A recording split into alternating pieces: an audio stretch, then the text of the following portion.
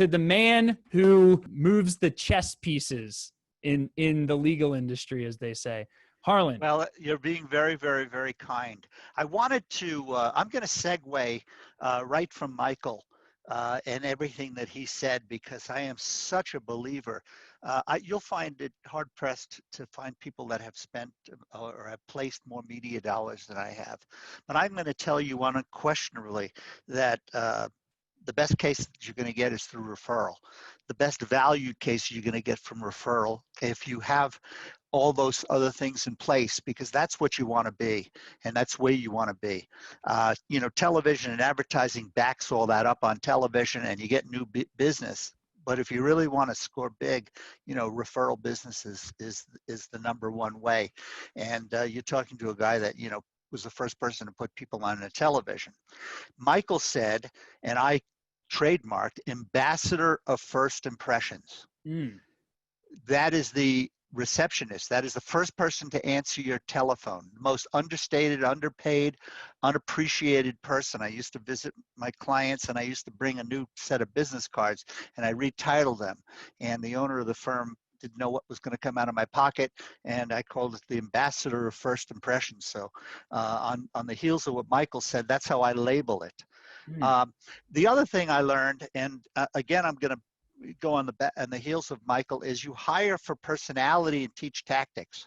You cannot teach personality. To me, everything that Mr. DeMeo said has to do with personality and culture. And so I'll move on to, you know, what we discussed and where we, you know, my nuggets of, you know, of business. You know, I'm going to be a little old school here. I guess I'm old school because I'm a grandfather in many, many ways. Communication with clients is everything. So how do you do it? I think one of the biggest things that have come out of our COVID situation is communication. We're floundering sometimes in communication because of working remotely. What I have discovered is that I'm not turned on by remote companies because everybody's in silos. And how do they communicate with each other? But on the heels, and I prepared this not knowing what Michael was going to say, but I will tell you one of the biggest things that's come out of this for me and people I work with is communication with clients. So we're on a Zoom conference now, right? There's no secret that I'm obsessed with intake and conversion. And I was out in Salt Lake City the other day, and last week, I should say, and I was communicating, and I wanted to take my lead docket program, which is an intake and conversion, and transform the first page. And I said to the technician, I said, I want you to put a little stop that says, I want to spend 5 minutes on this, on an intake. Now, I'm going to get so much pushback from everybody out there on this because when we answer the phone and we go through intake, you want to get on, you want to qualify, and you want to get off because you got to go to the next call. That is contrary to your ambassador of first impressions. It's contrary to personality. But most law firms, almost all law firms, sail through it, and they don't have the tact to be, or the supervision, or whatever you want to call it, on personality, compassion. What if you were to spend 5 minutes talking when a client calls and you're trying to do business with them and say, listen, this is about you, not about me. Lawyers will say, give me your email address, give me your phone number, and we assume that's how they want to be communicated with. It's a total assumption. Yeah, send me your contact information. What if I was to say to that victim who is having the worst day of their lives, the most important thing is for us to be able to communicate with you? Well, keep in mind, the number one reason people dislike lawyers, and the worst reputation lawyers have, has to do with not returning calls and not communicating with their clients. So let's turn that around. You're in a competitive situation. Every situation is competitive. People have multiple lawyers to call.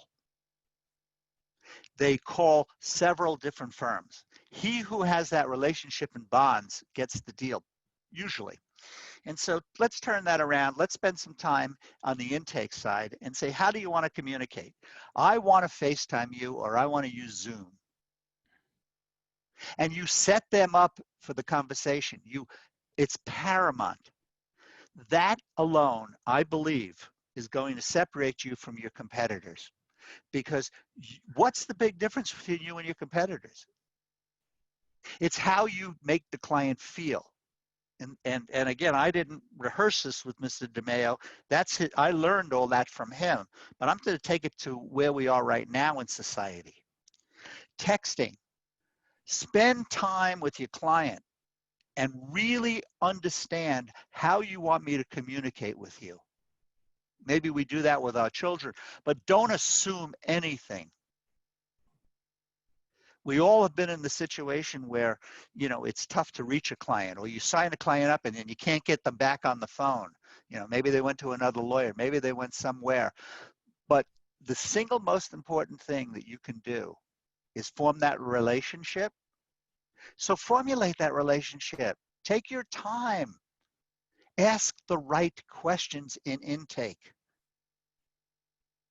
Ask, how, Bill, do you want me to speak with you? What's the best time during the day to call you when I have something on my mind? Spend 5 minutes just with that. It will change your practice. It will change your relationship with the client, but then do it. If you don't do it, don't start it. So the other thing that's really come out of this pandemic and where we are is the tremendous opportunity for accountability. We all talk about accountability, but the truth of it is that we're really not all that accountable. Most lawyers aren't. They don't use notes. Not using notes in a case management program, whether it's Needles or FileVine or whatever one you choose, is the most underused tab. Unbelievable. Quite frankly, 25 to 35% of all case management systems are used. That means 70% is not used. And when I was out, I just want to summarize this into tactics right here. So for everyone listening, these are 3 things you can implement as of right now. Harlan's already given, literally without costing any money, in 24 hours or less. There's nothing stopping you from starting to transition an intake call to FaceTime, transition an intake call to a Zoom. Okay. Well, that would future be one. Conversations with everyone, with your clients. Right. Then we have texting your clients. Texting gets an 800% higher response rate than email. Right. That costs no money. And then third is actually take notes when you talk to clients. I mean, how crazy is that? Document the actual things that are important to them, so you can refer back to that on call 2, call 3, call 4, and build a better experience. Would you agree, Harlan? Absolutely. And the thing that mystifies me the most is that, the thousands of lawyers that I've been in contact with in my life, they say, well, my intake is 94% great. And yes, well, of course we take notes, but they don't. And then incomplete. And it falls back to what DeMeo said, Mr. DeMeo said, when it says, when a client comes into my office, we already know what they like. We know whether they want their water chilled or room temperature. It's a matter of communication. And I think the very, very biggest opportunity that you have with this pandemic is to reevaluate your technology in case management and intake and conversion. Those are 2 separate issues, 2 separate pieces of software, 2 separate categories. What I'm saying to you right now, and this is a little old school, is take the time to revisit it. I mean, look, we've all been on a lot of podcasts. When it all broke, what to do, what should we do, what shouldn't we do? But what has come out, and now we're looking back 3 and 4 months and saying, okay, what worked and what didn't work? Okay, we said remote working is great. Everybody's enthusiastic. It's wonderful. And then, 3 months later, we said, well, it's not that good because, people are distracted and they're in silos and blah, blah, blah, and all of that. So you have to have the right tools to communicate. There are lawyers that are preparing for the second wave of COVID or a shutdown or a slowdown in many parts of the country, several parts of the country. We're just simply not back. So you got to have communication, which falls back to the client. I'm going to tell you this, and I'm going to say it to you real clear. Okay, all of these things isn't about you. It's not about you, Mr. Lawyer. It's about your client. You know, when you talk about communicating with clients, it's how the client feels. You know, you have to have a good and solid software, a package, a case management system. Yeah, it makes your business flush, and it makes it the communication easy, and it makes you smooths your business out, and you can run your business. But the bottom line is how your client feels when they're being talked to. What information do you have in front of you? How easy is it to use so that you can communicate that to your client? Because it's all about your client. If you're looking for referral business and you want to grow your business, I can't emphasize that enough. But utilize these tools. When I was talking to, the group that I was out in Salt Lake with having to be file line, I said, listen, it's not about you. You got a great system. You got the best system, I think, because it's easy to use. But it's not about you. It's how your client feels when you're talking to them. And if you think I'm wrong, I don't believe so. Stop and think about the other side of the phone. Because it's Harlan, all about the other side of the phone. these are great tips. We do have to transition to Morris on TV ads. So if you had 30 seconds right now to give great takeaways in using FaceTime and Zoom, texting your clients, you actually using notes, right? And then reevaluating your technology. After Morris, we'll transition to a live panelist Q&A for a few minutes. But if you only had 30 seconds and there is a bomb, this is something Dan Kennedy says, there's a bomb ticking in your chest. If you don't give your best piece of advice in those 30 seconds, the bomb will go off. What would that be?